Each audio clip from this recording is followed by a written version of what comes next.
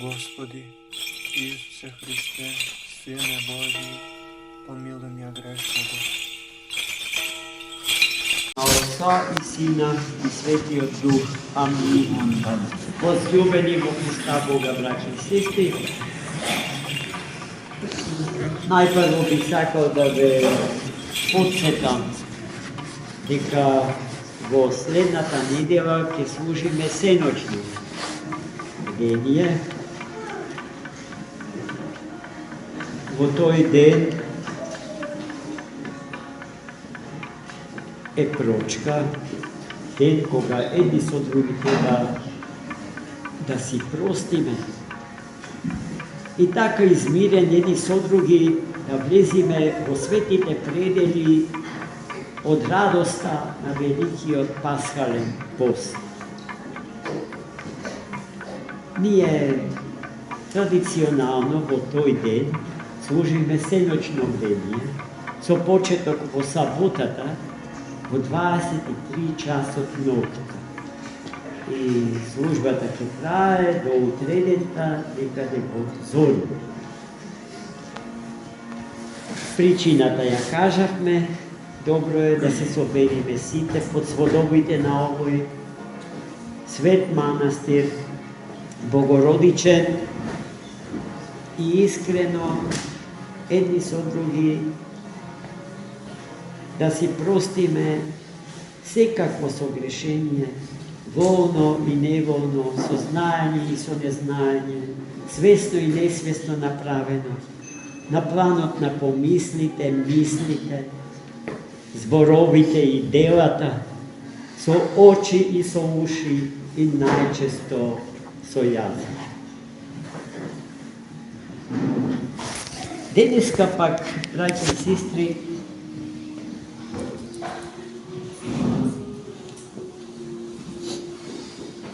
е сретение Господње и недела на блудниот, на страшниот. Ги читавме двете евангелија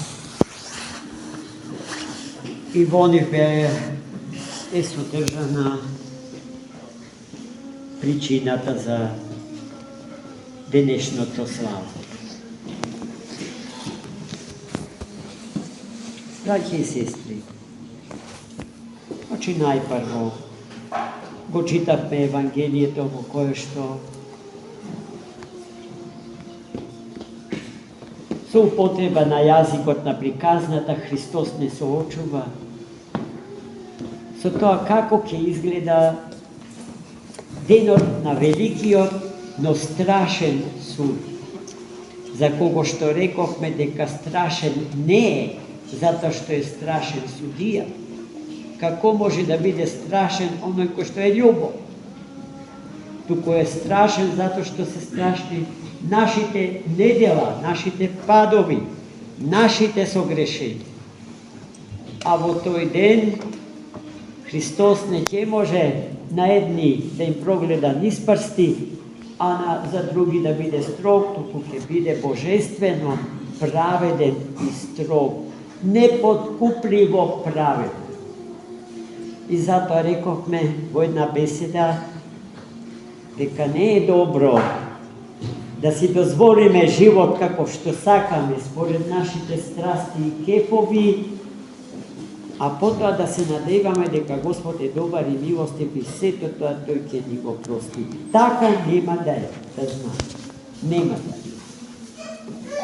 Тој ќе биде праведен, подеднакво праведен кон сите луѓе од Адама до последно.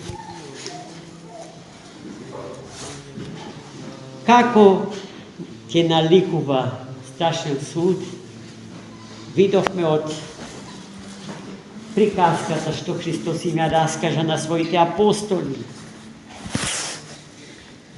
Господар, Цару, ќе ги собере своите домашни животни, козите и овците, сите купје на едно место, а потоа ќе ги дели. Овците од десната своја страна, а козите од левата своја страна. И на овците ќе им каже, така ќе ги дели луѓето на луѓе грешници и луѓе покајници. Оние што живеат во покаяние ќе бидат од десната страна Христова поставени и примени со огромна љубов и довера. Како луѓе кои што ги исполниле очекувањата Божи за нас, исполнувајќи ги законите Божи. А оние од другата страна, како луѓе кои што свесно, намерно ги погазиле законите Божи и особено законот на љубовта, и не имајќи покаяние ни милост кон ближниот свој, братот свој. Вие, кои што ме видовте гладен и жеден, вие кои што ме видовте странец, гол и бос, болен, ме нахранивте, ме напоивте, ме обувте и ме облековте. Ме посетивте во болница и во затвор. Вие сте благословени. Дојдете од мојата десна страна. И тие ќе го прашат, па Господи, а кога сме те виделе гладен и жеден, бос и гол, болен и затворен или странец? Кога? И тој ќе им одговори. Тогаш, кога на еден од најмалите меѓу вас тоа ќе им го направите. Гледайте, Христос целосно се идентификува себе си со секој еден од нас, особено со оние најмалечките, а тоа значи најстрадалните, најпонижените, најотпарлените. Со нив Христос особено се идентификува. И кога нив ќе им подадеме рака, нему сме му подале. А оние од другата страна го правеле спротив.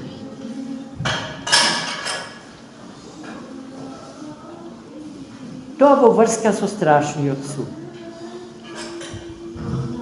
Истите тие прашања Господ ќе ни ги постави и нас. Сега треба да му ја мислиме, ќе имаме ли одговор на или каков ќе биде нашиот одговор. Зашто нашето спасение, реализацијата на нашата личност се случува во рамките на историското време. Моето време е времето на мојот живот, од раѓање до смрт. Тоа што сега ќе го направам за себе си, за тоа ќе ми биде судено, браќи. И затоа треба добро, сериозно да му ја мислиме како живееме и како постапуваме. Вториот празник што денеска го славиме е празникот Сретение. Знаете, според древниот еврејски обичај, после 40-тиот ден од раѓањето, мајката го земала роденото бебче и го носела во светиот храм од две причини. Првата причина била за да се очисти себе си од крвотечењето заради раѓањето. А втората за да му го посвети детето свој на Бога, за кој што сите знаеме дека е вистинскиот дарител на живот. Ти, Господи, ми го даде ова дете. Затоа тоа е пред се Твое, а потоа мој. Таков е ставот, или таков треба да биде ставот на родителите кон Бога и своите деца. Од тие причини Богородица Мајка после 40 ден од раѓањето го зеде Христос и го однесе во светиот храм. Иако немаше ниту една од двете причини зарад кои што се оди на голема молитва. И денеска секоја христијанска мајка која ќе роди по 40 ден од раѓањето доаѓа заедно со своето новородено бебче.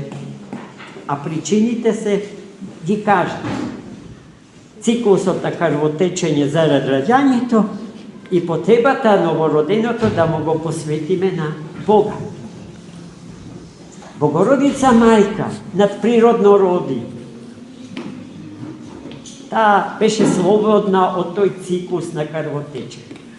Незината мајчинска утрова не беше распечатена.